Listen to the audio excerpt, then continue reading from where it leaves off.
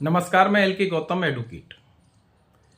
बलात्कार या बलात्कार के कानून का दुरुपयोग, ये कहानी आपके सामने रख रहा हूं। मामला सुप्रीम कोर्ट में पहुंचा। जोथरा गवान बनाम राज्य। पारिवारिक विवाह समारोह में वो दोनों मिले और दोनों की नजरें चार हो गईं। मोबाइल का आदान प्रदान दोनों ने किया। इसके बाद मैसेज किए और बातचीत होती रही।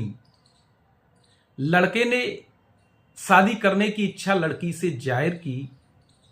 लड़की ने कहा, अभी मैं पढ़ाई कर रही हूं और पढ़ाई पूरी करने के बाद विचार करेंगे। बातचीत आगे बढ़ती गई। एक दिन फिल्म देखने दोनों गई और उसके बाद एक होटल में कमरा लिया और कमरा लेकर के शारीरिक संबंध बनाई। जब शारीरिक संबंध बन गए तो लड़की ने बोला, तुमने मेरी जिंदगी बर्बाद कर दी। इसके बाद लड़के ने उसके सिर पर हाथ रख के कहा कि मैं वायदा कर रहा हूं कि तुमसे शादी करूंगा। बातचीत बढ़ती गई।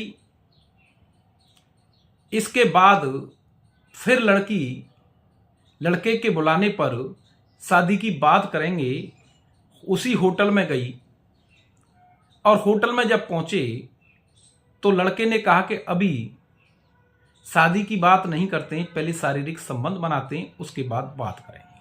और वही प्रक्रिया दोहराई गई और उसके बाद फिर लड़की चली गई और तीसरी बार फिर दोनों उसी होटल में पहुंचे तो लड़के ने कहा कि शादी की बात बाद में करेंगे, पहले शारीरिक संबंध बनाते हैं।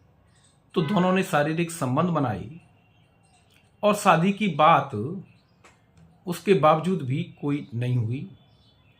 जब पहली बार कहा, लड़के ने इच्छा जाहिर की थी कि शादी करूंगा या शादी करना चाहता हूं, तो लड़की ने उस प्रस्ताव को स्वीकार नहीं किया था। लिहाजा बातचीत बंद हो गई और लड़की ने ये शिकायत दर्ज कराई कि मेरी इच्छा के बिना शारीरिक संबंध जबरन बनाई गई और मामला न्यायालय में पहुंचा। न्यायालय में कार्रवाई चल रही थी। लड़के ने इसे खारिज करने के लिए हाई कोर्ट में आवेदन दिया, जिसे हाई कोर्ट ने अस्वीकार कर दिया और उसके बाद अपील में सुप्रीम कोर्ट पहुंचा। सुप्रीम कोर्ट में जब उसकी शिकायत और बयानों को पढ़ा और देखा कि आरोप जबरन संबंध बनाने का है और वायदा करके शादी का झांसा दे करके बलात्कार करने का है, तब विश्लेषण किया गया। न्यायालय ने यह पाया कि शारीरिक संबंध बनाने से पहले उसने शादी की इच्छा जाहिर की थी, वायदा नहीं किया था और जो इच्छा जाहिर की थी वो लड़की ने स्वीकार नहीं की थी। यानी पहले शारीरिक संबंध बनाए दोनों ने और उसके बाद शादी करने का सिर पर रख करके वायदा किया। अगर संबंध बनाने से पहले वायदा किया होता तो बलात्कार होता और संबंध बनाने के बाद शादी का वायदा किया तो ये उस श्रेणी में नहीं आता है कि धोखे से शारीरिक संबंध बनाए। हालांकि सहमति की बात का फिर प्रश्न उठा कि सहमति नहीं थी, तो सहमति के संबंध में अगर धोखे से शारीरिक संबंध पहली बार बनाए थे जब होटल में मिली थी, तो दूसरी बार नहीं जाना चाहिए था। आप दूसरी बार गई, तीसरी बार गई, आप अपनी इच्छा से होटल में गई, आपने कोई विरोध नहीं किया, आपको जबरन नहीं बुलाया गया और उसके बाद आप आरोप लगाती हैं कि जबरन संबंध बनाए, जबकि ये आपके परस्पर संबंध थे, रिलेशनशिप थी और जब कोई बात आगे नहीं बढ़ी यानी शादी नहीं हुई तो आपने उस कानूनी प्रक्रिया का दुरुपयोग करके मामला दर्ज करा दिया, एफआईआर करा दी और उसके खिलाफ आप मुकदमा चला रही हैं।